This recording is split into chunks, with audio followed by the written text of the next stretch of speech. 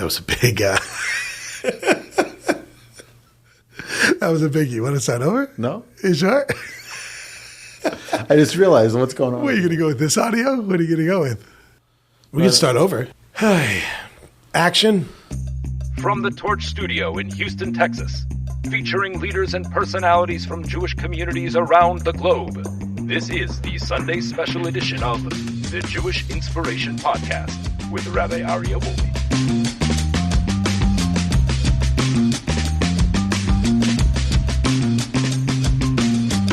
All right, welcome back, everybody. Welcome back to the Jewish Inspiration Podcast. We have a Sunday special like none other. We have my dear friend Rav Gav from Jerusalem.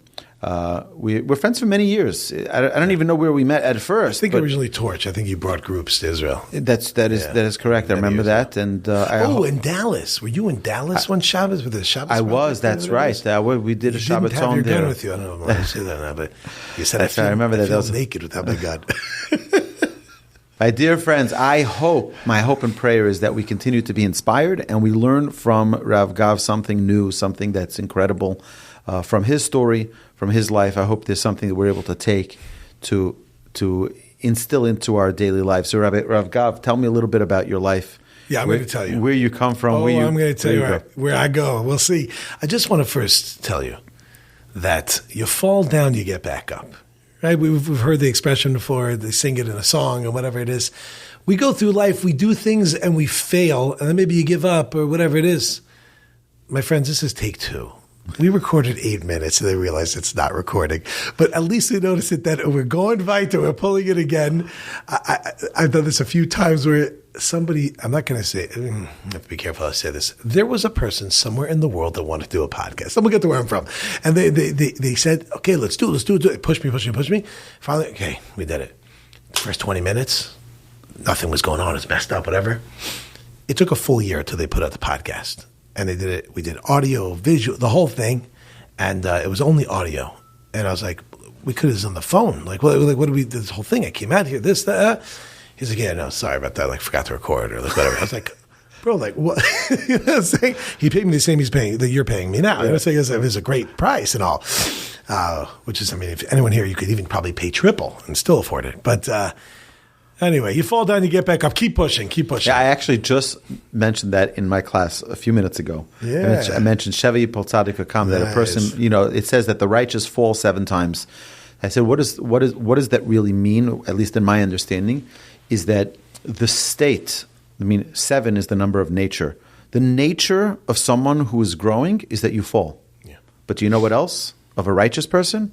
Vikam, you get up. Every time. It doesn't make a difference that you fell. Many people focus on the fall, focus on getting back up. That's right. So we're back up.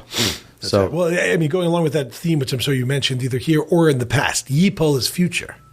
It's not 7 fell. You fell 7 times. Yipol, you're going to fall. Oh, Shkayach, thank you. That's very encouraging, Like, by the way, kid, you go out there in life, you're going to fail.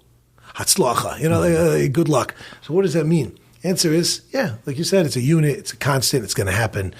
I think there's Rav Hutner maybe said, maybe it's Elisha said, I think Rav Hutner maybe says the difference in the tzaddik and a rasha, a righteous person and a wicked person, is not that the righteous guy doesn't fall, but he gets back up, he continues on. So yes, this is take 2, and this is a great take 2.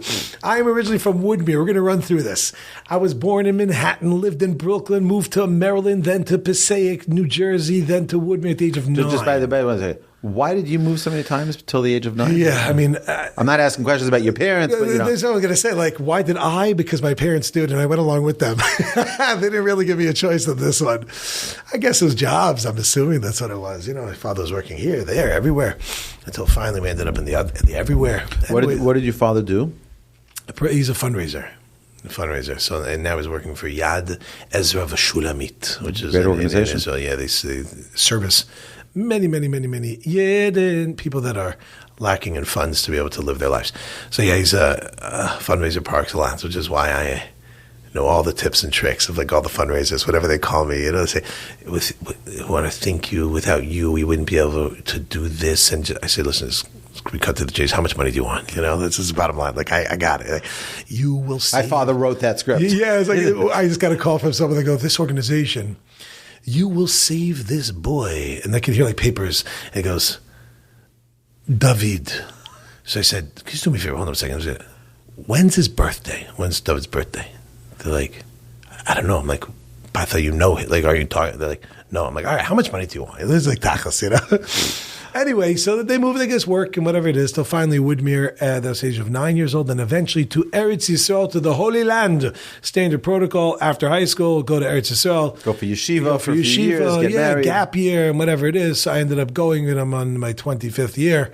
And I went there and I stayed there, but I started off as in Or Yerushalayim, OJ, then in OJ, it's like I like to call it, O and J. No one really does that but me. But anyway, that's OJ. Then Tomo, which I haven't come up with anything yet. I guess Tomo, And then and I got married in the meantime, then Eshat Torah. That is the basic rundown. Yeah. And at what point did you decide that you want to go into Jewish education? So there was never really a thought process of going into Jewish education. As a youngster, growing up in the 90s, my goal was to make money. That was my goal. Make cash money. That's what it's all about. Then I went to a camp called NCSY Kollel, which is a mix of those coming from secular backgrounds, religious backgrounds, and I drank some serious Kool-Aid, which I don't think most people even know what that means anymore, that phrase. But anyway, the point is that I got in, Hawaiian I'll tell you who knows. The mothers know. The mothers, exactly. They don't want their kids drinking that Kool-Aid. Yeah, my mother knew. Yeah. So anyway, I went to camp, and it really did a real turnaround in my mentality about what's valuable. That's just why Kollel was a great place. We played basketball all day. We learned a little bit, hung out with guys that are older and cooler, and know everything about life. Being 3 or 4 years older. What was that one switch that flipped in your head that said like, oh, okay, this is the right thing for me to dedicate my life to. This is what I want to be doing. Living for 25 years in Israel, raising a family there, and being a rabbi in one of the most prominent Jewish institutions in the world, Eshat Torah, right across from the Western Wall. Yeah, there was no one particular thing. It's like, ding, that was it. There's a reality, I think, when people ask, how do you know what you're supposed to do in life? How do you know what your purpose is and whatever? I can't say that I know exactly detailed down to the whatever, but I feel fairly confident that I'm in the right, I don't know what the word to use. Right place. I was going to say vocation. I don't think it's the right word. This is what God wants you to do. I think this is what the Lord Almighty wants. Right? I think this is along the lines. I just thought of something funny. But yeah, it's a something you told me a bunch of years ago. Anyway, gosh, remember the story you told me about? You went out to dinner to lunch with the priest and about the questions, and we don't do that. I swear, that's a murder story. I've said that story over many times. Yeah. No, we don't ask questions because it's going to unravel everything. Okay, I know none of you. The inside discussion, you'll explain later. But anyway, the point is that I'll say the story. I was supposed to do the invocation for a Yad Vashem. No, the Holocaust Museum. It was a big event, and they said, okay, you're going to do it. It's going to be a multi joint. Yeah, exactly. Either way, it was going to be a priest or a minister or a pastor and a rabbi, and it's like the beginning of a good joke. Either way, so they said we want you to meet in advance and coordinate what you're going to say. Rabbi and a priest walked into a Holocaust museum. That's a great joke. So we actually met at Starbucks, and we're talking. We're just getting to know each other and getting to to plan out what it is that we're going to talk, what are we going to say in our invocation. So we had a few agreements. The first one is that we're not going to say God, or he's not going to say other names of gods, and we're just going to we can say God as a general, but that's it. That was it. It was going to be very short, brief things, but they wanted us to plan it out. Either way, in the process of getting to know each other, he asked me, as a typical spiritual leader, he says, where are you a rabbi? I said, I'm not a rabbi of a congregation. I do education. And I teach in many different congregations. That's what Torch does. We teach everywhere. So he said, what are you teaching right now? So I said, right now we're in the middle of a question and answer series, and we're going from congregation to congregation. People can ask any question, open mic, and just ask whatever you want. And I asked him in total innocence, do you ever do that in your congregation? Give people an opportunity to ask any question. So he pauses and he looks at me, he says, you don't realize who you're talking to. He says, in our religion, there are no questions. And I was like dumbfounded. I was like, how's that possible? in Judaism, everything's about asking questions. And, you look at the Talmud, you don't see a single line in the Talmud that doesn't have a question. Everything's about question. And you're constantly countering. And, because he says, we have to take a leap of faith. Because once you start asking questions, like, it all falls apart. And I was like, that moment of honesty was just like, accidental. Almost, right? It was it was like, I was shocked. Like, how is he actually saying that? But that's the truth. Is like, when you pursue truth, it's all like, questions doesn't intimidate us. On the contrary, it strengthens us. That's right. I've used that many times. I've said this story over. You shared this with me a bunch of years ago, and I've said over in terms of, I'm not scared to not have an answer. Like, if I don't know an answer, I'm not always going to get it. But I'm scared for you if you don't have a question. Like, if you're not even thinking, you're not asking. You got to ask. You got to know, like, what's going on. Be bothered. Have a kasha. You could have even just at least a question, and even a challenge that doesn't make any sense. That's fine. It's fine to have. I have a class that I teach every Sunday morning. It's called Everyday Judaism. We learn Jewish law. And very practical Jewish law, how to live as a Jew. Yeah. And it is a very steep fee. Those of you online, you're welcome to join us, Everyday Judaism, Sunday mornings at 11 o'clock. So live. What's the fee? Live, online, or in person. But there's a very steep fee. And the fee is $199 per class, unless you come with a question. That's amazing. If you come with a question, it's free. You get a $199 rebate. Right? And we don't mail it back to you. See the guy paying. Come on. There's nobody who pays. Shockingly, there's nobody who pays. Because all we want is really, and the real purpose of it is not only that we learn halacha, that we learn that as Jewish people, we need to ask questions. You need to have a rabbi that you go to that you ask questions to. Because if you don't ask, you're not seeking truth. You're not taking your education, your learning to the next level. You have to always be bothered by something. What's going on over here? Yeah. So going back to the original question of what was the turning point, the thing that made me know to think, it's more of a when you plug in to the wall and the electricity turns on. It's not a. So how do you know the electricity is working? Because the light's on. What do you mean? That's how I know. When I started teaching, it was not at all that I saw that, because I first started with younger kids that they weren't interested. And I was like, if I would have taken that as my example of what I'm doing, I would have never taught the rest of my life. Then by a series of events, I ended up teaching older, those that are interested. It could be younger too, but that are interested. And holy moly, the feeling of satisfaction and just of like the things came together. It's more like the light turned on. So when the light turned on, it's like, okay, this just makes sense. Now, it's something I had been doing my whole life. That's the thing that you don't notice. I didn't notice per se, but I enjoy giving over. I enjoy teaching. I enjoy, helping. So that it was a series of processes that occurred, and then but the question of like the click to go in that direction of living a life of not money, but of other things, I don't even remember the conversations. Don't remember them. I remember having conversations. I imagine the conversations were like the following. I had a conversation with someone yesterday, actually. I don't know if I'm allowed to say his name, so I'll say it, Chili. And he picked me up at the airport. And I probably shouldn't say, his whole name, Birnbaum. And he said to me, a lot of people are chasing after money, but aren't stopping to think, what are you going to do when you get the money? Now what?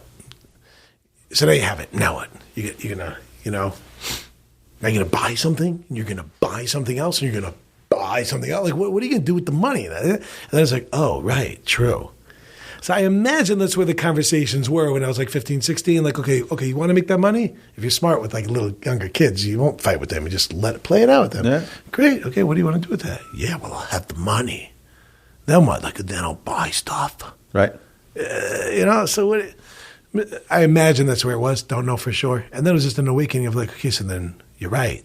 What is the then what? Then what do I want to do with my life? What's meaningful? What's purposeful? How can I feel that every day it's valuable? And not that I'm doing something for then it's going to be something. But now. Yeah, right now. I tell you so, the ayin, right? And now, what does Hashem want from you? Just at this moment. Not about the future.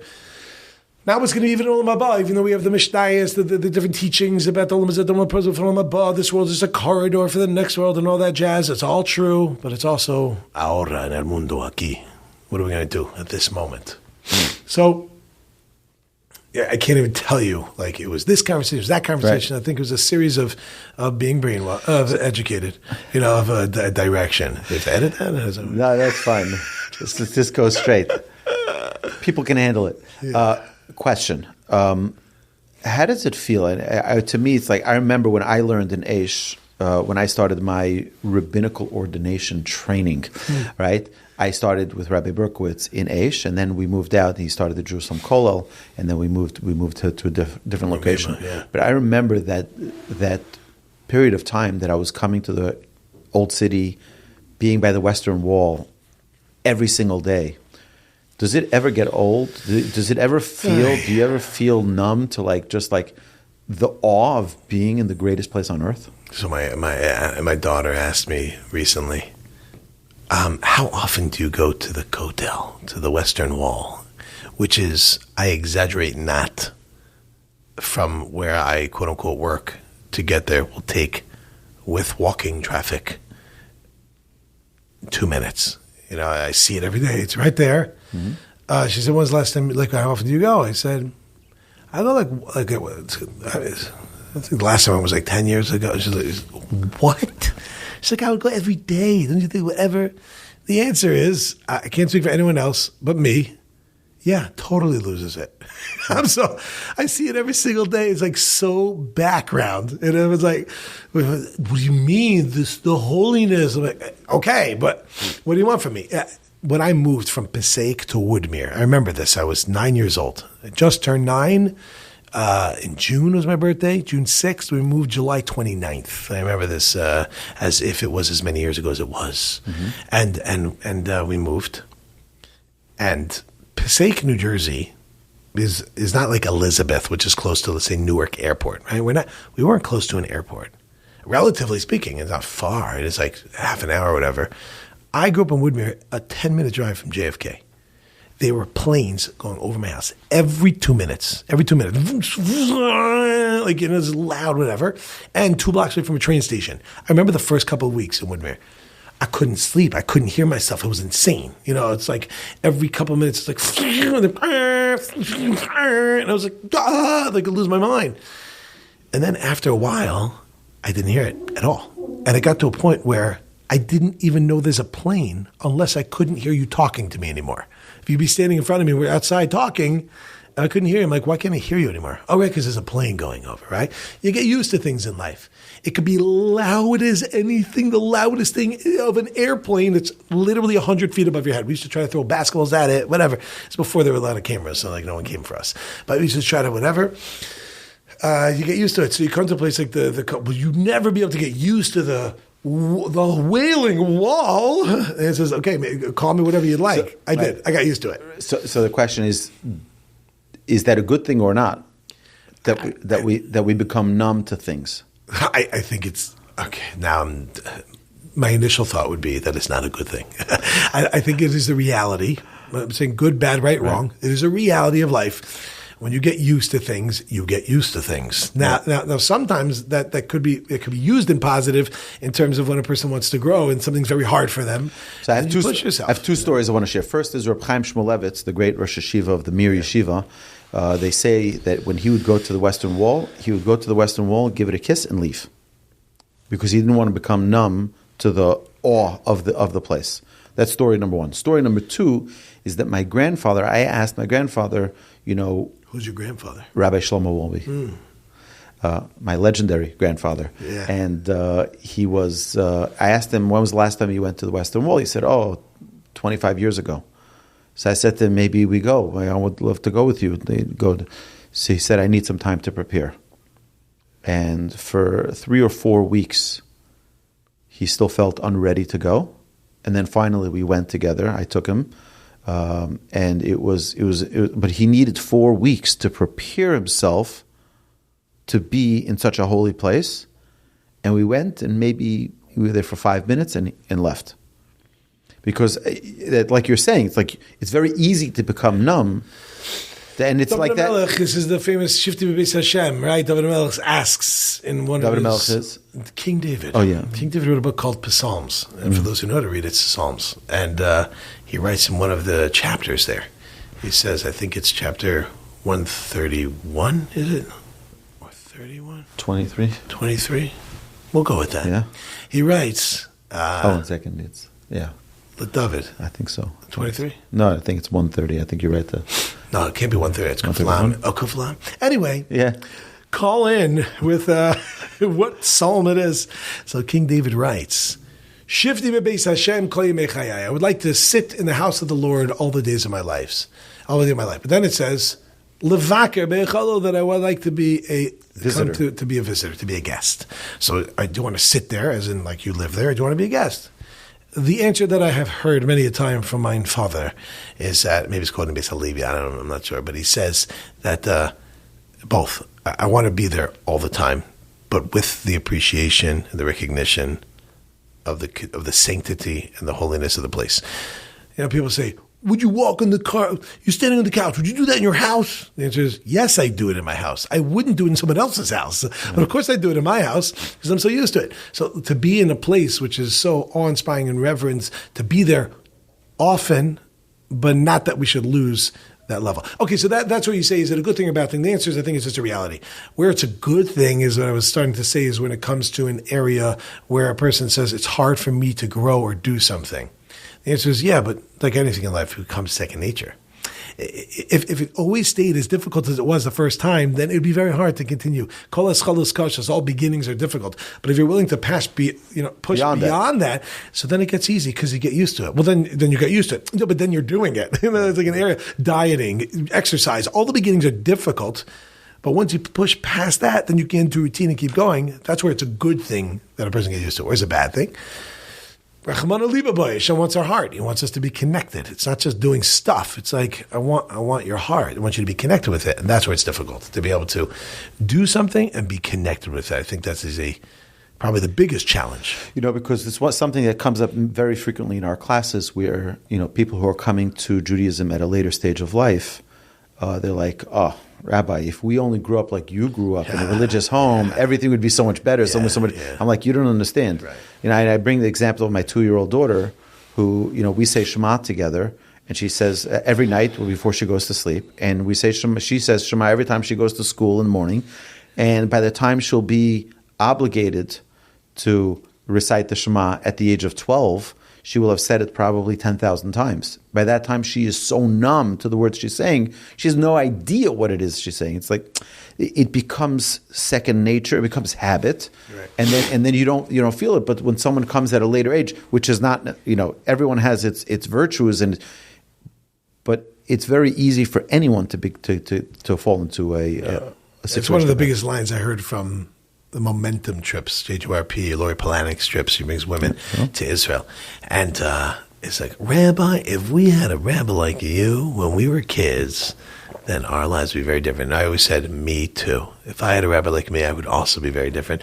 But at the same time, not true. Like I said today, I spoke in one of the schools, and I spoke to the rabbis, and I said, guys, I want to give you a bracha, I'll give you a blessing that you should be able to see strong, even though these kids look like they're totally not interested, simply because they're totally not interested. But you should be able to push through and give them what they need to be able to, whatever it is. I can come in here and interest them because I'm fresh meat, I'm fresh blood. You know, like I'm coming in the first time. Give me a couple days here, they won't care. Like my students at Aish, they go like, you know, they don't listen. I go, guys, they listen to me in Texas. Listen, I'm worth it, you know. We get used to things. It's a challenge. It's a hard thing, but again, they have that positive to be able to push through. Yeah. Very good. Yeah. If there's something that you can bring back from your childhood, what would it be? It's a funny question, the way you worded it. I would bring back the innocence of not being involved in technology. That's what I would bring back. In other words, what I would change is not get involved with it. In other words, in particular, the world of the smartphone. I think it's the most destructive thing since the smartphone. It is incredibly destructive. But what do you mean? It does good things and all that. Yeah, I hear you. It does good things. It does if you use it for those things. But if you don't, then no. And now that's in terms of negative. But then we also just have parav. how much of my time has been sapped and taken away from my life because of the fact that I had such a thing. And it's a funny thing for me is it wasn't even for my youth. I got one much later in life. I got it only when I was working, just for scheduling, and it has a filter and it has the things, whatever. It just takes away from one's life. Oh, but we're doing something now, a podcast, a thing, and these things. Okay, I'm not saying not to be involved in any technology. You're allowed to have a toilet. It's great technology. All right, but I mean to say is what I personally would change. And by the way, incidentally, it's one of my classes I'm big on now, like to talk about. I'm not saying I never will. I don't know what's going to be. But that's why I have yet to use, and I do not plan on using ChatGPT for the exact reason you just asked. What would I bring back? The answer is innocence. I wish I would have gone a certain direction and not fallen to something. And here it is happening again in front of me, an opportunity to jump into something that I feel like if I do that, I'm going to get sucked into that. And it's just going to take me like asking ridiculous questions. Who knows what knows who? You know what? It's okay. I could be lacking a little bit. Lose convenience in order to have meaning. That's my personal feeling. Lose convenience in order to have meaning. Beautiful. Yeah. I mean, what is this? What is technology? Technology is convenience. It's not about meaning and purpose. It's right.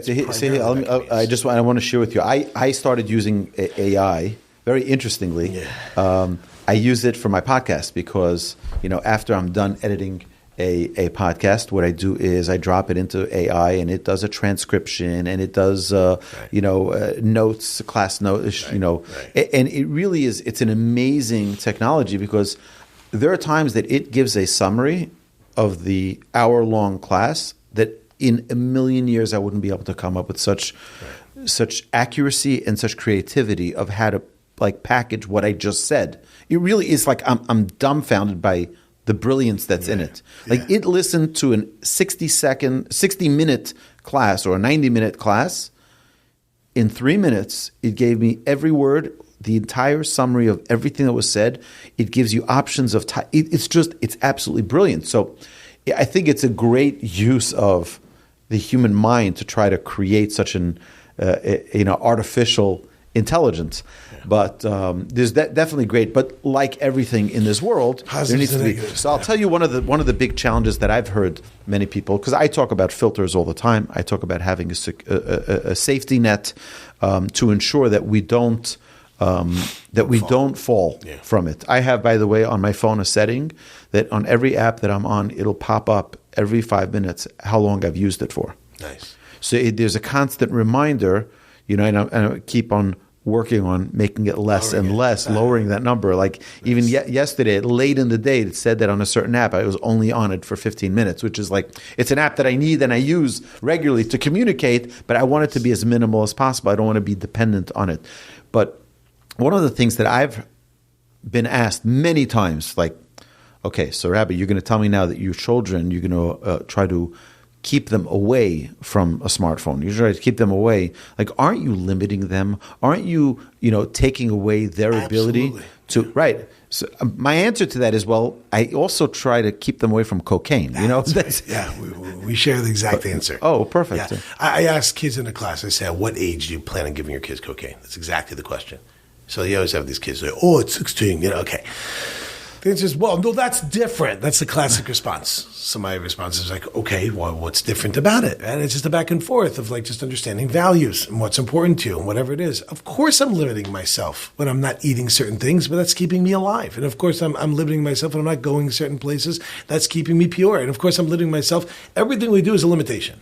Everything we do is, quote unquote, brainwashing for our kids not to run in the street. Brainwash them not to have drugs. Brainwash them, whatever. Yeah, because you understand a value system. Be careful with it. But again, this is the type of thing I just go on and on. But I think it's important for our listeners to hear that. I say, just as a succinct, straightforward, although this is always a hot topic, when I speak to students because I also do teach 18-year-olds, a lot of them now, but I teach them only once a week, right? So I teach them once a week, so they're able to handle it still. It's the hottest topic in the world to understand the fact that, and again, I'm guilty. I have it. Do you understand? I'm trying to wean myself off, whatever it is. I just think it can be used. It can be a good tool, but again, everything is a question of convenience. So let's go back to when we were a little bit younger, and you didn't have apps. They didn't exist. And you didn't have phones. And you didn't have smartphones. And you didn't have cell phones. And you didn't have whatever. So what'd you do if you had to go to the bank? What'd you do? You got in your car, you drove to the bank. You had to find a parking spot, you had to go in. You could deal with the people, you had to then come back home. Let's say the whole thing took 45 minutes. Let's even say that's the case. It's usually less traffic. It depends which city you're living in. Let's say it takes 45 minutes to do that. Okay, no problem. So you're like, if I would have had the app, I could have got that done in 12 seconds. I agree. Now my question for you is just go into your settings and look at your, the screen time.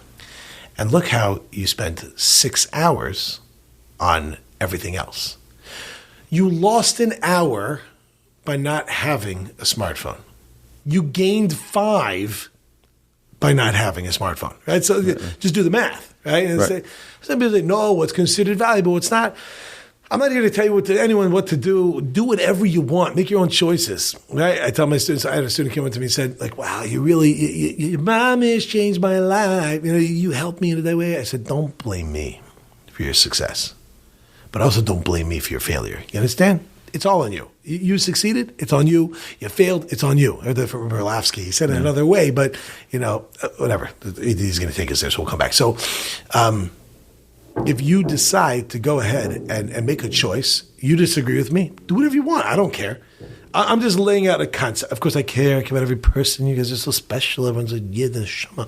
But I mean to say is you make your own choices, but at least be honest about it. Just be real. Be real. The reality is, am I gaining from this or losing from this? And that's why I said before, you are losing convenience and you are gaining meaning. Let me say it differently.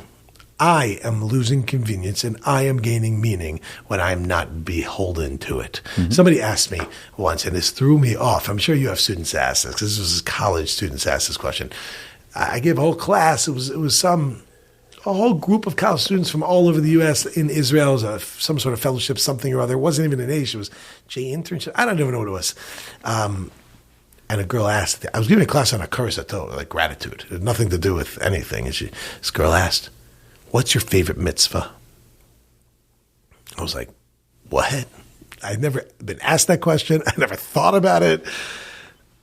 I mean, after a moment, I realized maybe it's like chalitza or something like that, whatever that means. Anyway, the point is... Can I tell you what your favorite mitzvah is? I can tell you right away. What's that favorite? To love Hashem, your God. Because every mitzvah, why do you put on tefillin? Why do you have a mitzvah in your door? Why do we learn Torah? First of all, you're assuming that I do all that. But yes. I'm making a wild assumption. Yeah. I do take a break every week. I don't put on tefillin at least once a week. I'm just letting you know that. That'll be Shabbos. It's because the loving the Lord your God. It could be also because of fearing the Lord your God. It could be because of Mrs. Anashami Limuda. You're right. I understand, but you're right as a basis, as a foundation. As a foundation that I'm doing it because of the fact that the Lord Almighty. Okay, you know what? I'm not even going to buy your love thing here. I'm not going to buy it. I'm going to push back on it. That's fine. But let's say it's true. But it's certainly not consciously true. My favorite mitzvah consciously is Shabbos. And the reason is because I do not have technology. That is the main reason. My happiest moment of the week and the saddest moment of the week is exactly the same moment. It is when we say the words V'hu Rachum at the beginning of the evening service when Shabbat is about to leave. Because it's 25 hours removed from this silliness of technology of computers and of phones and whatever. So I'm the furthest away, which gives me the furthest freedom, but I'm minutes away from falling right back in. And then somebody goes, well, then don't do it. I'm like, don't do cocaine. It's like I opened the drugs. So you say, if you can go back and whatever the wording was, take with you something, or the way I look at it is bring it back. Yeah, bring it back. Make your life great again. Whatever slogan you want to use. The answer is I'd like to bring back that the lack of addiction.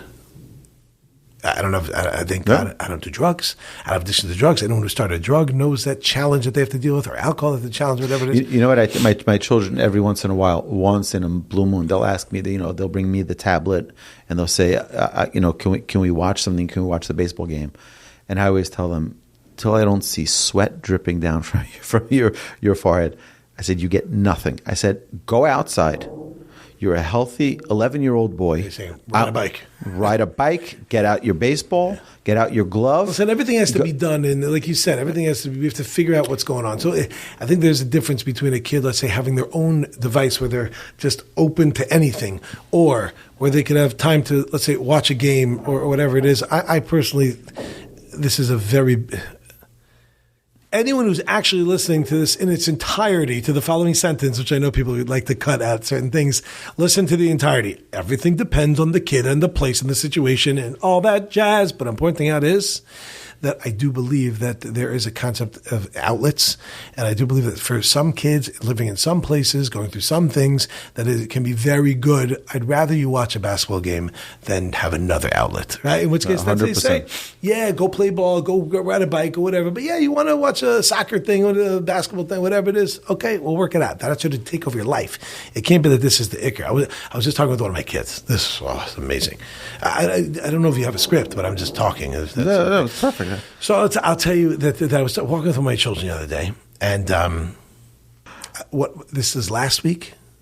I was walking to shul with my son. He asked me if he could join us in the soccer league. How old is he? 11 years old. Mm-hmm. This boy's 11, and he said, "Can I join a soccer league?" So I said, "He has a friend who plays in a thing. Can I join?" So I said,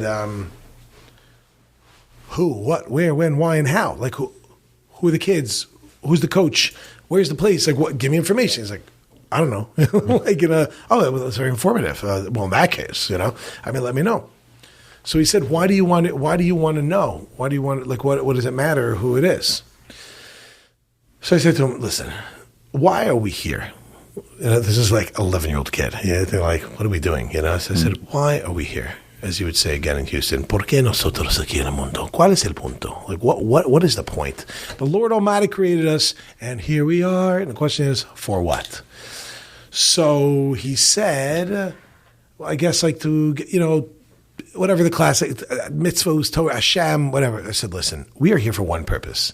There's a game called Tofeset in Hebrew, and in English it's called tag. The goal of our life is tag. That's why we're here. Torah, Avoda, and Gemilas Chasadim. That is the only reason. The studying of Torah, the service of praying, speaking to God, and interacting with others in a positive light, which opens up different areas of a relationship with me and God, me and others, me and self. This is a morale right in the beginning. So, of us. So, 1, 2, Shimon Asadik. Torah, Avoda, Gemilas Chasadim. He's like, wow, that's so cool. I said, yeah, so our goal is to play tag. That's why we're here. Sorry. We are here to play tag. He said, okay.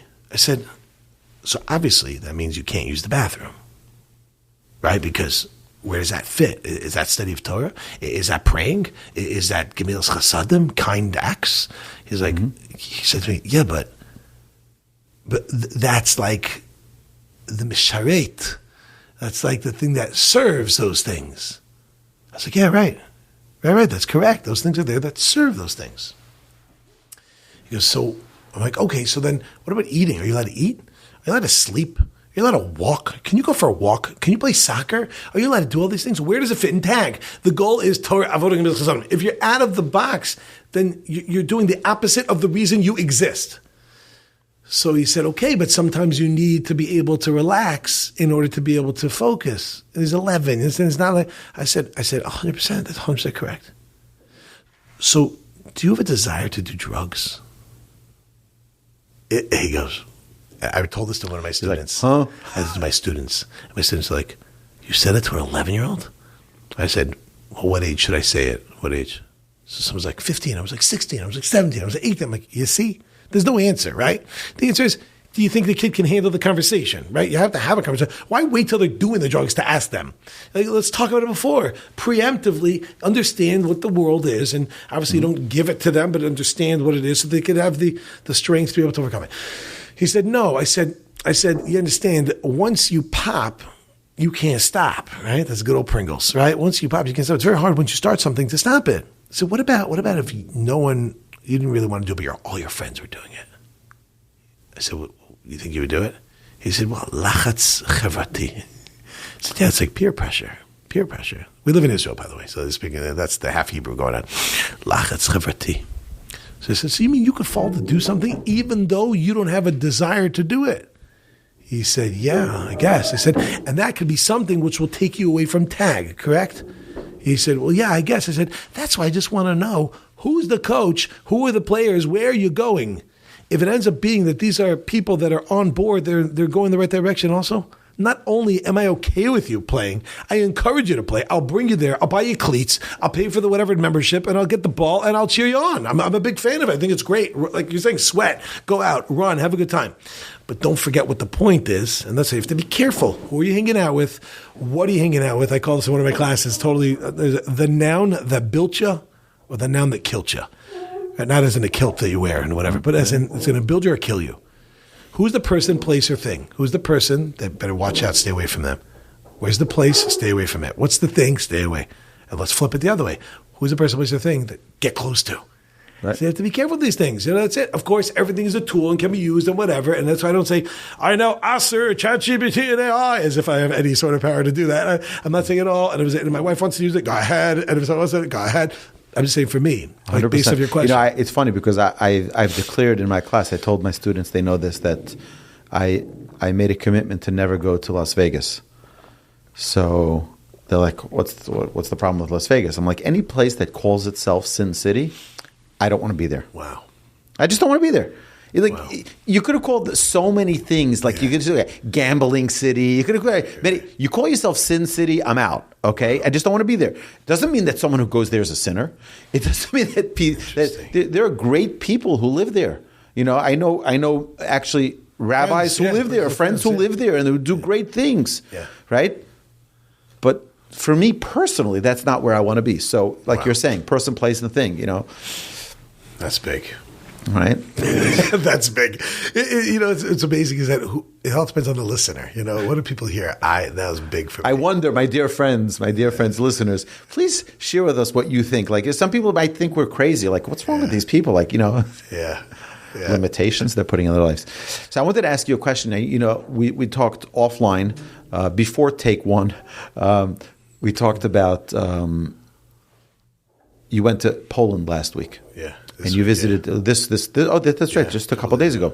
Prior to coming to Houston, you were in Poland, and the Holocaust. We just had Yom HaShoah. Every day is Yom HaShoah, basically, for the Jewish people. It's like it wasn't currently with what's going on. Yeah, exactly. Yeah, definitely. What do you feel is the most important lesson that we need to have learned from the Holocaust? This is like no holds barred. Take the gloves off. Stick, gloves, shirt. This is unbelievable. I'll tell you, I'm a grandchild of survivors. Okay, Yeah. 3 of my grandparents were in the ghettos. My grandmother was in the Covenant ghetto, and I had my two maternal grandparents who were in Auschwitz. It's a reality that is being forgotten. Unfortunately, our children they're not as cognizant of it as we were.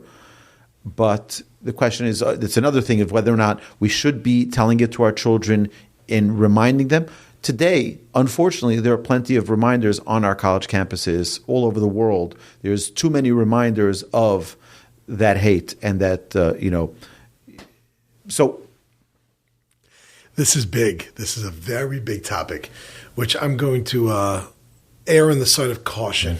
This is a conversation that I would have for the 199ers, in person. I don't know about online, but the 199 Club. The way that the direction that I take when I go to Europe and we go to the various locations. This time we were in a few places in Prague and in Warsaw and Auschwitz, Birkenau, and all the different Treblinka.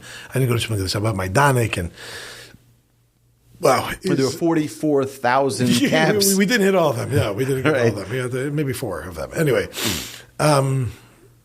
it's a question of what now. That's the way that I always take it. I do find sometimes it could be a misunderstanding of someone goes to the camp, you cry and whatever. For me, it's like, what are you going to take from this? Which is your question. So what? In other words, now what? Everything that we go through in our life is there for a reason. So to ask why did someone go through the Holocaust 80 years ago I have to be so careful how I word this. People are very sensitive. And I'm also sensitive, just less sensitive than others in this area. In other areas, maybe more sensitive. In any event, to ask the question of why the Holocaust and all that kind of stuff, and what can I learn from what?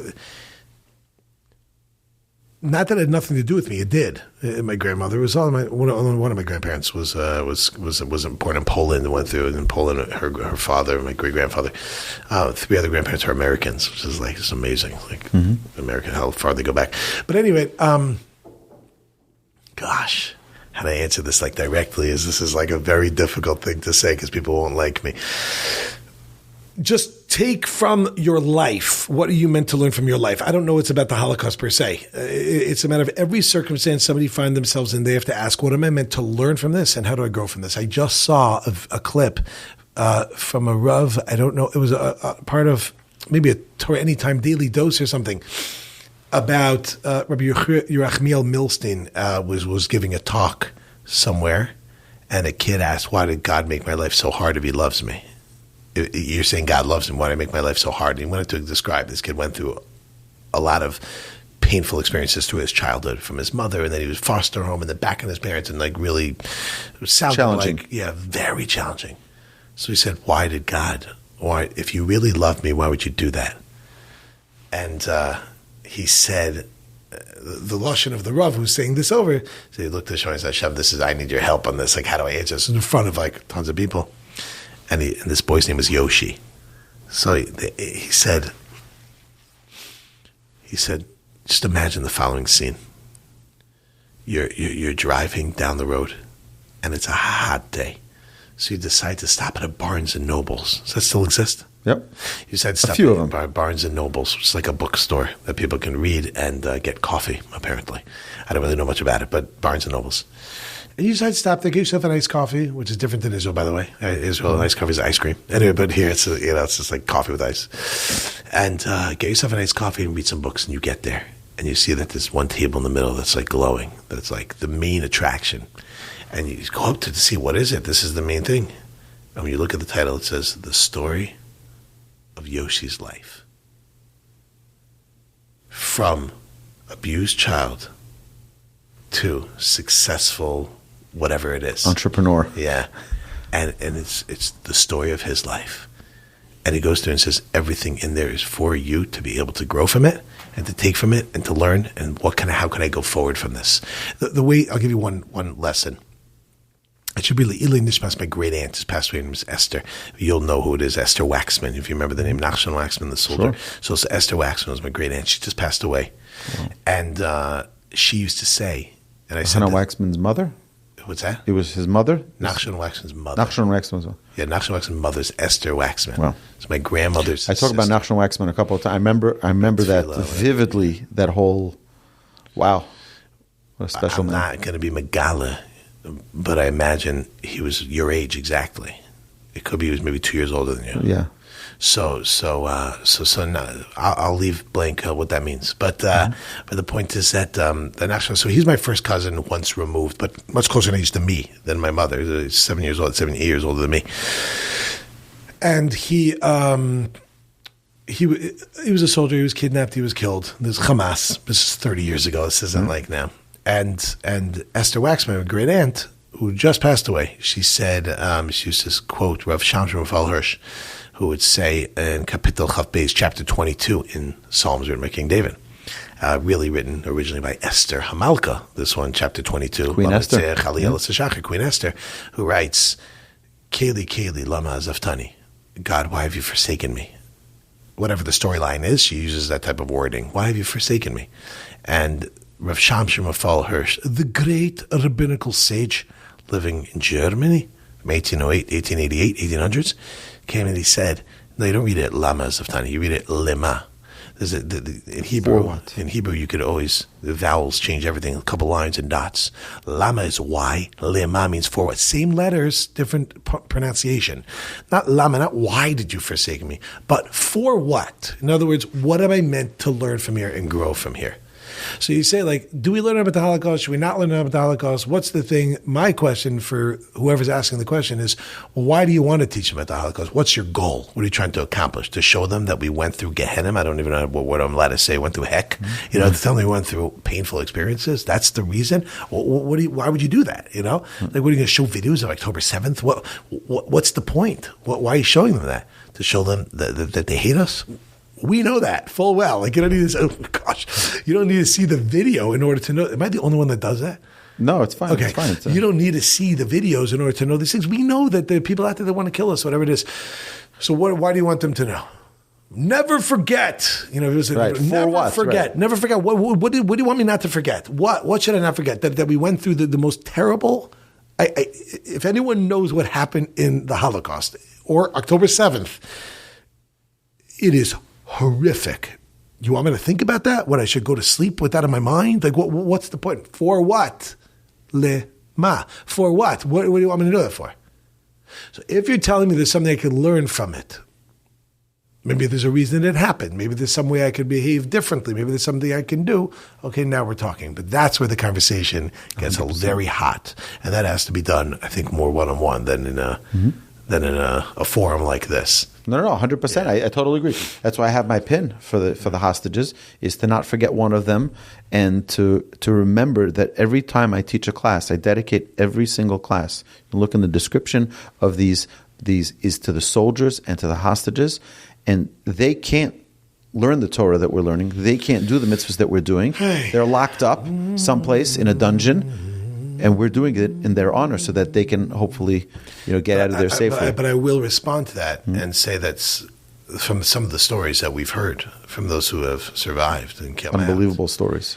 They are doing a lot more than I'm doing.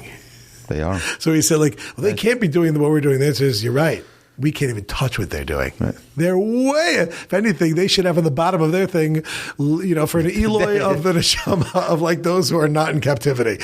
I mean, It's just unbelievable. It's really amazing. This the one story I saw of Sapir Cohen, and if you know Sapir, she was Hashem. She was let out after 55 days in captivity. She was one of the first deals in the beginning.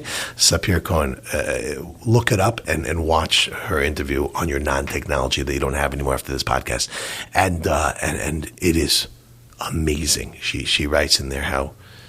I mean, there's so much to talk about with what she said. But one of the questions she was asked is, how did you survive, and deal with this situation? She goes, listen, she was in the tunnels, and she said being in the tunnels is like, it's dark, it's hard to breathe, there's not air, we had nothing to eat. But there's one thing, is that I believe in God.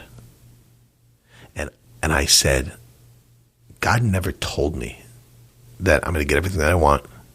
And God never told me I'm always going to be happy. But the one thing I do know is that everything God does has purpose.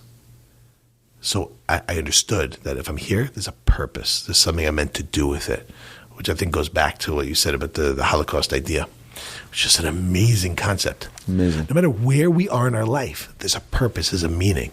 There's somebody driving slow in front of you, there's a reason for that.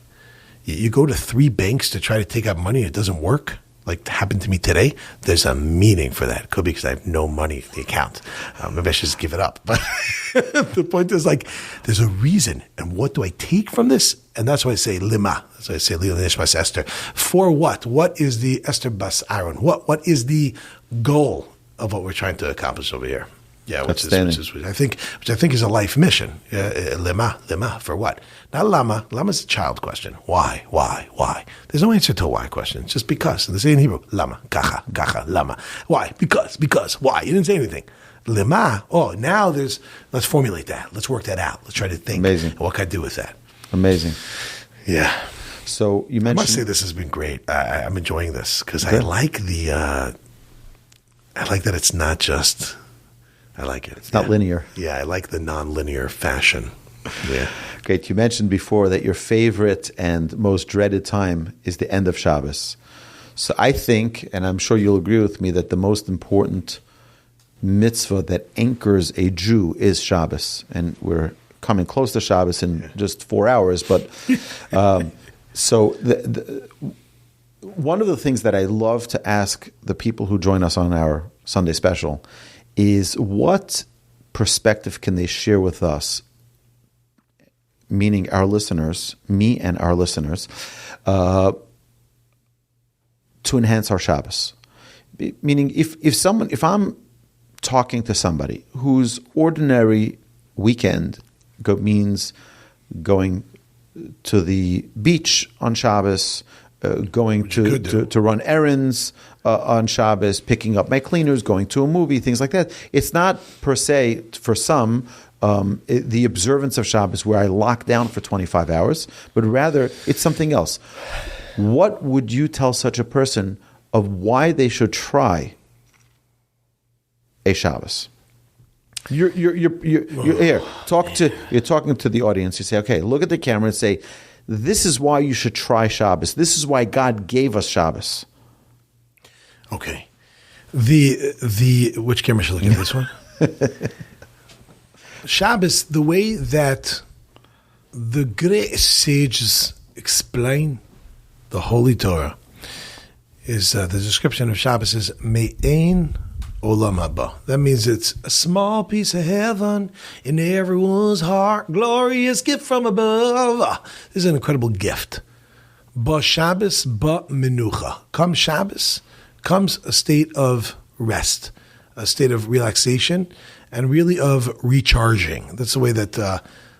Anyway, the Ohr HaChaim HaKadosh, Rav Chaim Ben Attar, great sage of the 1700s, comes and explains that Shabbos is like the battery. It's the matzber. It's the modern Hebrew bateria. I think it's also Italiano and also Espanol. It's the battery. It gives you. It recharges us. Now, it's important to understand, because I understand the questions someone would ask is, well, for me, recharging is playing PlayStation or driving, taking a nice drive. Okay, I definitely hear that. I enjoy a good PlayStation and a good drive. There's no question about it. But it's important to understand that this is not solely the physical. This is a connection of physical and metaphysical. These are the type of ideas that a person would have to actually experience to fully appreciate. And the reason why you'd want to try to do it is because of the menucha that would come from it.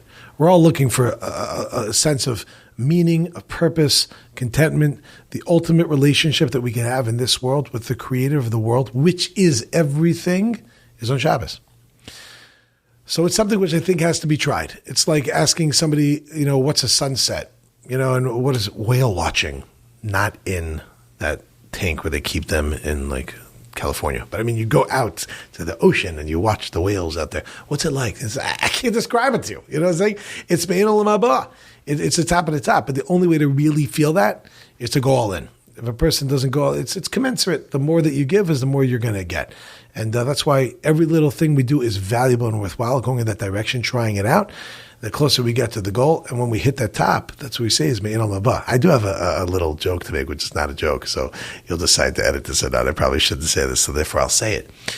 For those who feel like Shabbos is like, again, I don't know what word I'm allowed to say here, but heck, it's like Gehenna. Dread. Well, it's important to use this word, because if it feels like that, that's because it's Me'ein Olam Haba. It's giving you a small taste of what your next world's going to be like. So if it feels miserable, just understand what the next world's going to feel like. The lashon of the Gemara is, the words of the Gemara are that Misha Meichin be'erev Shabbos tochel b'Shabbos. Is that right? Is that close? Those who prepare on, how do you say it? Yochal b'Shabbos. Yochal b'Shabbos. Those who prepare on Friday will have what to eat on Saturday. The Shabbos is, like we said, the next world. And now I'm past my pitch, and I don't know if I did a good 60-second elevator pitch. But the next world is called Yom Shekulo Shabbos, the day which is all Shabbos. There's nothing more to do. You can't prepare anymore. So whatever you prepare is what you have. So the example I like to give is if you go camping, right? If you go on a trip somewhere, whatever you pack is what you have. When you get to the campsite and you say, I wish I had more of something. Sorry, you don't have it. Whatever you have, whatever you bring with you is what you have. So did you prepare on Friday in order to be able to have on Shabbos? Because you can't cook, you can't clean, you can't work, can't whatever. And that's just a small little analogy of the next world. What did you put your time in this world? If you never lived that, The contrast of I don't do anything on Shabbos, that for 6 days I prepare and on the 7th I rest completely, then we're going to have a hard time understanding what it means in the next world. And then our whole life will be a life where we're not really focused on actually getting anything. So therefore, we do a practice run every single week where we go, we prepare, come Friday, sunset, stop, drop, and roll. That's if you're on fire. But if you're not on fire, then you just stop. Stop everything you're doing, and then we just go into Shabbos. I can't do anymore. A little bit of a reminder. Oh, wait, my whole life. Once the clock stops ticking, whatever I took with me is what I have. And I believe it was David HaMelech who said it. That was David, right? King David. That when a person dies, you're not taking with you your honor, whatever. The only thing you're taking with you is tag. Torah Avodah Gemilas Chasadim, the Torah that you learned, the service of prayer, and the idea of kind acts that we do with other people. If you never stop, then you never notice that. I think there was an article in the New York Times years ago that said, studies have shown it's a good idea to take off 1 day a week. Yeah, it's a study called the Torah. Yeah, it's a good idea. You know, it's funny that you say that because we say in our Shabbos morning prayer, we say Yismach Moshe b'matnas chelko. Right? What is that referring to? Our sages say that Moshe told Pharaoh, he negotiated with Pharaoh one day off for the Jewish people when they were enslaved in Egypt. And it turned out that the day that he took off was the Shabbos. And that every week they had a Shabbos. Yismach Moshe b'matnas chelko. He was so elated that he was able to align his spiritual connection of the day of Shabbos with the actual day that it was. And it's such a powerful thing to recognize that our batteries need to shut off. Our batteries of creative labor, of productivity, needs to stop. And you need to just be for a day. Yeah.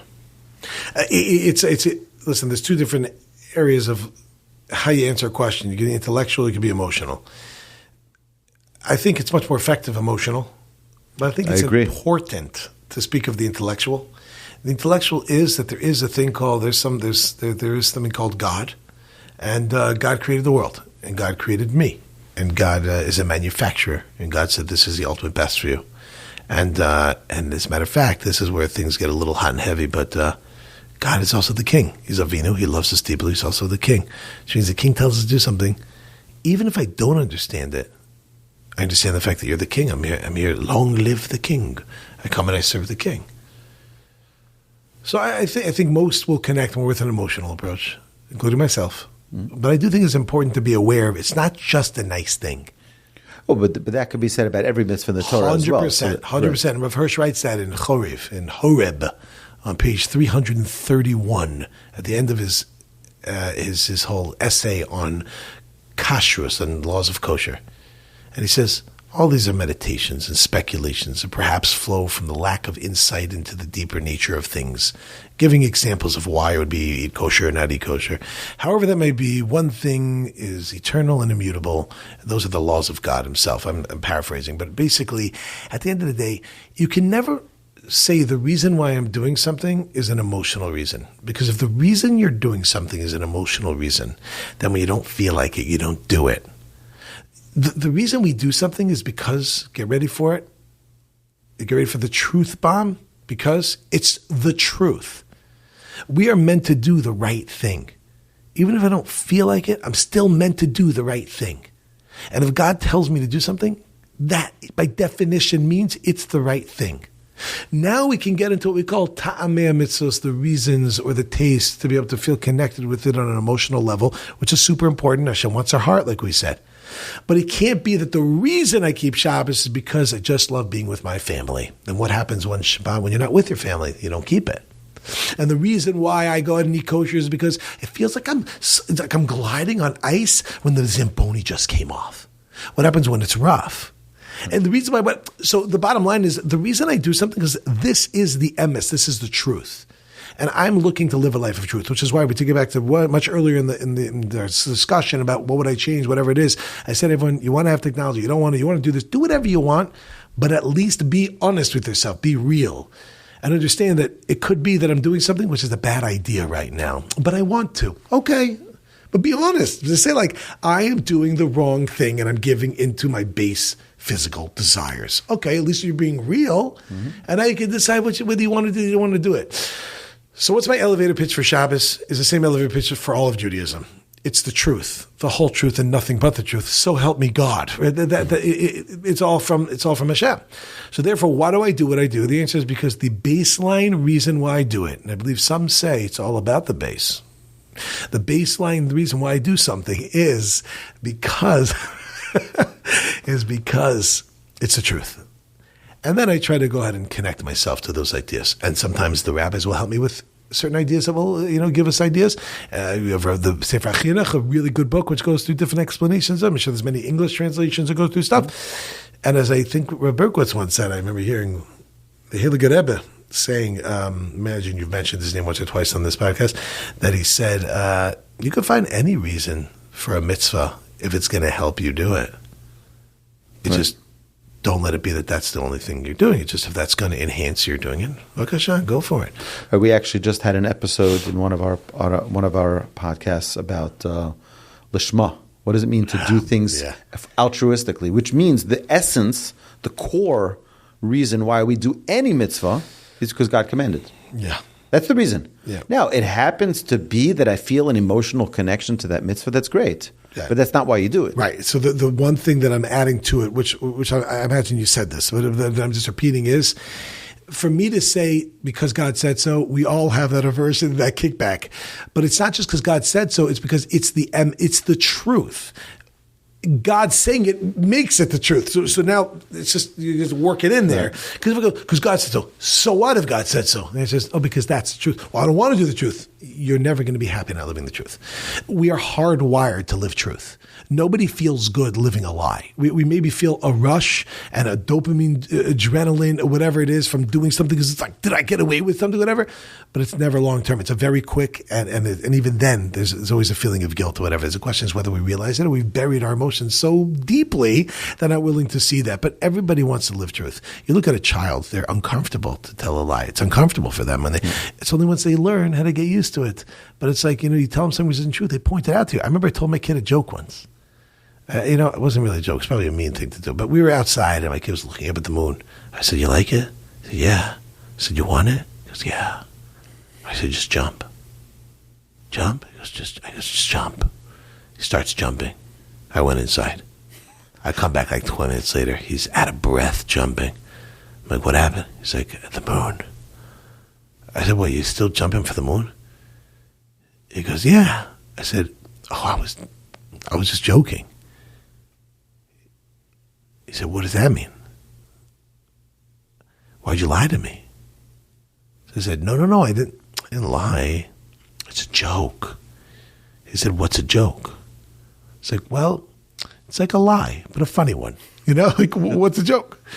I'm not kidding. It was a few days later, he comes home, and he's like, he was in school, kindergarten, gone. He comes back, he goes, today somebody died.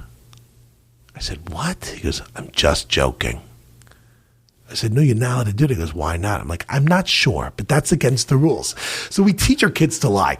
They're hurt by it until then they get used to it. And then we cover it over. Everybody understands what truth is. We don't feel right. We look over our shoulders. It's an uncomfortable thing. What kind of life is it, living a life? That's why we say the truth will set you free. What does that mean? I'm not stuck by anything. I'm not bound by anything. Right. I feel totally at ease. I don't feel locked up. I'm free. The truth will set you free. So why do I keep Shabbos? It's just because it's the truth. Oh, it's also, by the way, it's also going to give you like a taste of the world to come, and it's also comfortable, and it's also like relaxing, so all that kind of jazz. But if those don't work, it doesn't matter. I'm still keeping Shabbos. And it's to a level that some people can't even fathom. If you grew up religious, you'll understand this. If someone didn't, they may not understand this idea. There's a whole story they say about Kivi Bernhard. You know the story with Kivi Bernhard? No. Yes, you do. No. Yes, you do. So Kivi Bernhard, here's the story. There's a guy named Kivi Bernhard. He's from South Africa. It's a lovely yid. It's a very nice person. And this guy, Kivi Bernhard, he's a speaker, and he wrote a book called Leopardology. It's you know what I'm telling you. The plane, very famous. Yeah. So this is a rush through the story. The point is that he was invited to speak from Microsoft as a speaker, and they have this every 2 years of this big gathering.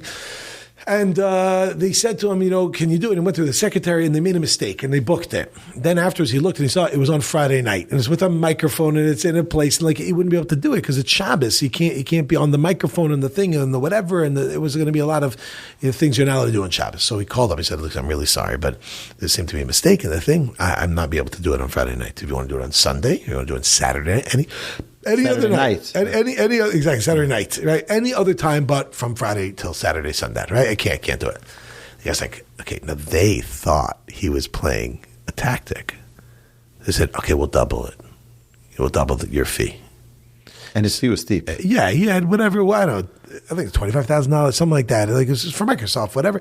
So he goes, we'll double it. And he's like, I really can't do it. Okay, we'll triple it. He's like, okay, can you move it to Saturday night and triple it? It's like, I can't. So this goes on, and they keep going up. Finally, the VP of Microsoft calls him up. Says, what are you doing? We need this thing. He's like, I'm really sorry. I can't do it. So he's like, well, you're really playing hardball with us. He's like, I'm not playing hardball. I just can't do it. It's Saturday, Friday night to Saturday night. I can't. It's my Sabbath, my Shabbat. So they basically said, can you move it? He goes, we've been working on this for a year and a half. We can't move it. Bill Gates himself was probably going to be there. It's a whole thing. He can't. He says, I'm really sorry. I can't do it. His secretary, who's not Jewish, said, are you sure just this time, Kiwi? You can't do it? This is a lot of money. He says, I can't do it. And they ended up moving the day. And he spoke on another day. I don't know. I think it's probably for the original fee. Probably even less because I got upset at him. I don't know how it worked out. Okay, this story, the VP then ended up on a plane with Bill Gates. And Bill Gates wasn't there for it, but he had heard this, and he says, wow, I never met a person that doesn't have a price. This Shabbat thing must be pretty special. That's the story. Now, I could have said that slower and more emotional and more whatever, but I'm nauseated by the story. I'll tell you why. Any religious Jew would do exactly. There's nothing inspirational about that. That's something like, what are you talking about? It's like, wow, he gave up $75,000. $50,000, $100,000 for Shabbos. Let me tell you right now, if someone offered me $1 billion, I wouldn't break Shabbos. Amazing. You wouldn't even it's not even thought. And I said this to my students, and they're like, what are you talking about? That makes no sense. I said, okay, what's your price for killing your mother? I was like, what? I said, $1 billion? It's like, I would never. I'm like, even for $1 billion, And it's just like, because in your value system, obviously there's different cases. My point is that in your value system, you'd never do that. So a religious Jew would never break Shabbos, even for $1 billion. I'm sure there are people that make mistakes and do wrong things all the time. That's not what we're talking about. We're talking about consciously and cognitively going and do such a thing. So I'm going to keep Shabbos. Why? Because the Lord Almighty has said that that's what I got to do. And that's it. Nothing to talk about. And by the way, other things also. I've never done anything wrong. I've done things wrong. And yes, there's temptations and there's yitzharas, but it's also like we're going back to our conversation. Did you ever open the door to that? Mm-hmm. I go my whole life keeping Shabbos. So that is a big help. The fact that I don't have that as my nukuda sabachir, my point of choice, of my challenge. Other people may have that as their challenge, and in their life, what's something that's not challenging for them is challenging for me, right? But it's also just being aware of it. There's a girl who came into my class one time. She's in the back and she says, raise her hand, a religious girl. She said, I have a hard time with speaking negatively about other people. Lashon hara, evil speech, speaking not nicely about people. So they said, what do I do? So I said, I'll tell you what, I'll make you a deal. I take out of my bag, I had with me money. I'll give you $20 right now to speak Lashon hara. Speak bad about someone. Go ahead. Here's $20. She's like, what? No. I said, okay, I hear what you're doing. I see what you're doing. I took out 40, then 60, then 80, then 100. That's all I had. So that's my bank won't give me anything. I said, I got $100. And I said, just speak Lashon hara. Speak bad. So some guy in the back is like, I'll do it. I'm like, you would have done it for free, brother, So she's like, no. I'm like, why not? You just told me you struggle with it. She goes, yeah, but now when I'm thinking about it. I said, exactly. So start thinking about it. It's not about fighting. It was like, just be aware of what we're doing. Be aware. Okay, so my 1 minute pitch of Shabbos, even less. It's the truth. Do it. Thanks for joining us. Cut. Are you recording? Did we record this one? All right. So, I have a couple more questions, but we're already running long. All right. Shabbos Hayom Lashem. Yeah, that's right. Lashem. there are a lot of amazing things that come to the surface when the Jewish people are facing a challenge. We faced an enormous challenge 570 days ago with the events that happened on October 7th on Simchas Torah. A lot of things that come out of the Jewish people that make us really, really proud. Yeah. And there are a lot of things that make us really, really, really concerned. What are those things for you? What are those things that make you look at you like, wow, Mikam Yisrael, the most special people in the world, and sometimes you say to yourself, I cannot believe it. This is what we're fighting about. So what are those things that you look at when you see? I'll tell you, for me personally, to see the brotherhood, the friendship, the love, because what happened right before October 7th was a terribly devastating polarization of Jews all across the country, all across the nation, and then how that came back to bridge us together was really, really exceptional. And again, we become numb to it, and it just goes back to the normal. I wouldn't answer this on such a global scale of the entire Jewish people and whatever it is. Although, of course, Mikam Yisrael, there's who is like the Jewish people. Unbelievable, this nation that we're so tight, we're so close.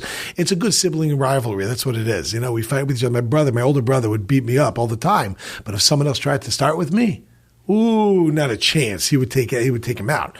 We spoke recently about this, about a couple of incidents in elementary school that kids that started with me took care of them. Whatever. I'm like, but you beat me up. What are you doing? It's because I love you. You know what I'm saying? But sometimes I love you to death. You know, it is what it is. You know.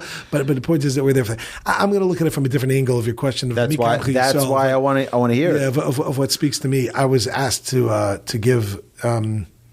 This was right before Pesach, and there's an organization that called me. The organization is called Kinafayim, and they called me Wings, and they asked if I can give a talk for a group of women, and they're located in all over the world. Maybe they have main branches, but they're located everywhere. I wanted to give a talk, to give chizik, to give strength, to give words of strength for these women that have been through miscarriages, they've been through stillborns, they've been through all these different type of birthing trauma and things of the sort. And when they called me and they're asking me if I'd speak to these women about this, I was just thinking, I couldn't get in my head one thing. I'm like, who started this organization? Like an organization that's there to support people that have gone through this particular nuanced thing, right? And I also, I'm sure Rabbi Burke would speak often about the gemachim that exist. Like a gemach is a free loan society, literally, but it just means an act of kindness, because there's so many things like, just it's not even a loan, it's just take it, 3:00 in the morning in Israel and your baby's crying and you need a pacifier. There's an organization that will give you a pacifier. Who has that, So when this organization called me, and then there was another one called Sister to Sister for women that have gone through divorce. And I was asked to speak at that type of thing. I was like, who set this up? Like, this is just amazing. Obviously, people go through things, and then they do. But the greatness for me is not that someone went through it, but that they actually did something about it. Because there's so many things like, I should really do this, and it isn't done. That, to me, is an amazing thing. And I think you can open up the my head's a newcomer's guide, but you know what I'm saying? I always mention that. The Israeli... the newcomer's guide. Yellow pages, whatever it is. For which chesed. It's amazing. And you go through the alphabetical order of just like, I need help filling out my consular report of birth abroad. No problem. Call this number. You know what I mean? It's like, what? There's a number for that? And it's just amazing. I was recently going through family stuff and medical stuff, and we were in the hospital, and there's this guy. I mean, to get through to him, you have to find a way and whatever. Some Hasidic guy. And Fisher or Fear? No, his name is Chesky, this guy. Chesky has his own organization, Yad Avram, I think it is. Or leave something. Anyway, he was so incredibly helpful. And the guy is just like, it was crazy. There was some sort of neurological thing. I ended up at some doctor, and I was by this doctor in his home because I got through to someone else. And he said to me, well, what's the medication? They said, I don't remember. Hold on. And I played out a message of somebody talking. He goes, who is that? I said, that's Chesky. He goes, I know, I recognized it. I'm like, what do you mean? He says, yeah, he calls me in my house all the time. This is just a Hasidish guy. Not a doctor, not a whatever. He calls the doctor's answer. He calls him at home. And he's just like, he's so connected. And his life is just to help people and things. So you say, Mi Kamchi Yisrael. The whole idea of the achdus and non-achdus, that for me is a whole discussion. I have what to say about that. But the concept of who are the Jewish people? Who's like the Jewish people? Mi Kamchi Yisrael. No one's like the Jewish people. There is no one who has a diaper rash cream organization. You know what I mean? Like the Jewish people. It's just mind-boggling. And like you go into the more religious you get, the more organizations there are. And it's just astounding. So that to me is a real personal mikam chesel of what I went through recently. This random guy and this thing, whatever it is, it's just astounding. Yeah. Okay, one more thing. I know that you run you are a participant in the Rosh Chodesh project. Yeah. Tell me about it. Tell our listeners about it. Okay, the Rosh Chodesh project. I mean, I feel bad for many of you. No, I just right. Can I just give a quick introduction? Sure. So when I told my children that Rav Gav is coming to Houston and that he's going to hopefully be staying at our house, they were ecstatic. Why? Like that's Rav Gav from the Rosh Chodesh project. Apparently, somebody thought it was a great idea to have an organization. Yeah. This is a guy named Yossi Weiss. He's originally it was in Muncie in Florida. He's going to be very upset that I'm saying his name. So that's why Yossi Weiss. Anyway, so it's so Jewish. You're not going to find him, A guy who grew up in like I mentioned, and he's in the Mir. He's learning his Torah in Eretz Yisrael for many years. And he felt that maybe it'd be good for kids to get a good boost in the areas of emunah and bitachon, which will loosely translate as faith and trust. In other words, ideas of God's existence, and not just from a cerebral understanding, but of an emotional connection to these ideas that there's a Shem, there's a God, and He's involved in your life.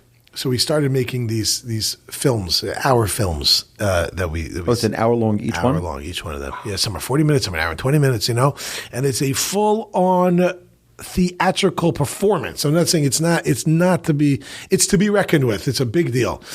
And, the goal was to get it into high schools, which was impossible. So it's really hard to get into high schools. They're very tight curriculum. We ended up getting into elementary schools, those who are interested in doing it. It's a video that comes once a month, but that's why I say I feel bad for the listeners because you can't see. There are two online that you can see, which you'll be blown away by on Torah Anytime. You can find by Torah Anytime. Look up RCP on Torah Anytime. You'll find it.